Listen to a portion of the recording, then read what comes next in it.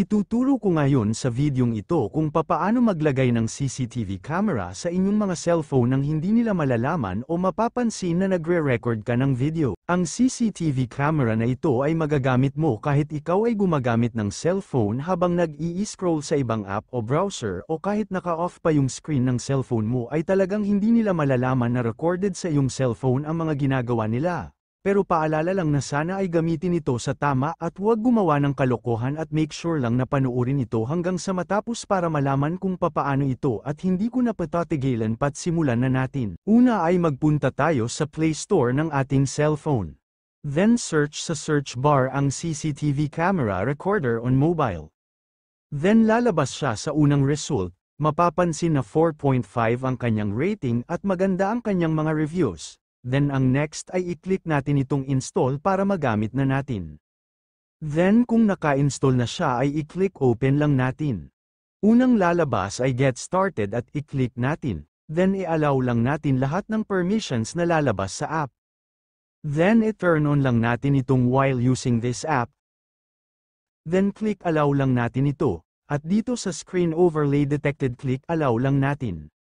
Then syempre i-allow lang natin yan dito sa Android phone natin, hanapin lang natin itong app na in-install natin at i-on lang natin itong permission sa display over other apps.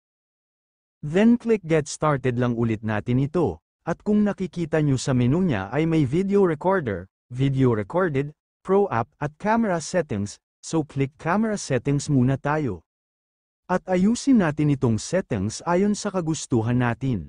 Dito sa video quality syempre sa normal settings tayo, dito sa flash syempre no lang natin ito kasi discreet nga yung pag-record natin at ayaw natin na mapansin nila na kumukuha tayo ng video.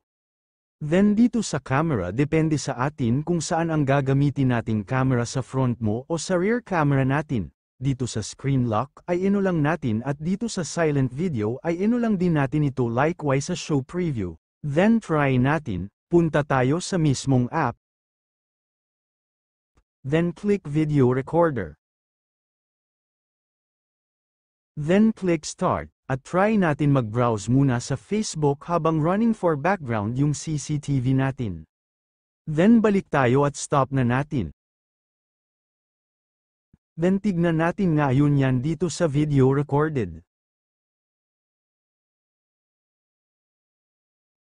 Then ayan talagang legit nga. Try naman natin kapag nakapatay ang ating cellphone kung magre-record pa rin. Click start natin, then turn off natin yung screen ng cellphone. At buksan ulit natin. Then click stop, at puntahan natin sa recorded videos.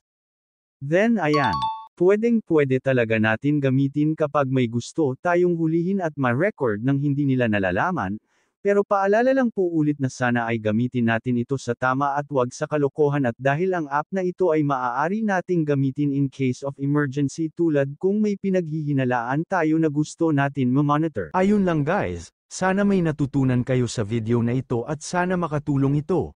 At kung nagustuhan nyo pa like and share na lang po at kung hindi pa kayo nakasubscribe ay pasubscribe naman po sa ating YouTube channel na Kuya Chris TV at pati na rin po ang Kasipag Vlog channel. Kung meron pa kayong mga tanong at gusto ng kasagutan, mag-comment lamang po tayo sa comment section sa baba at i-try po natin gawan ng content yan. Maraming salamat po sa panunood.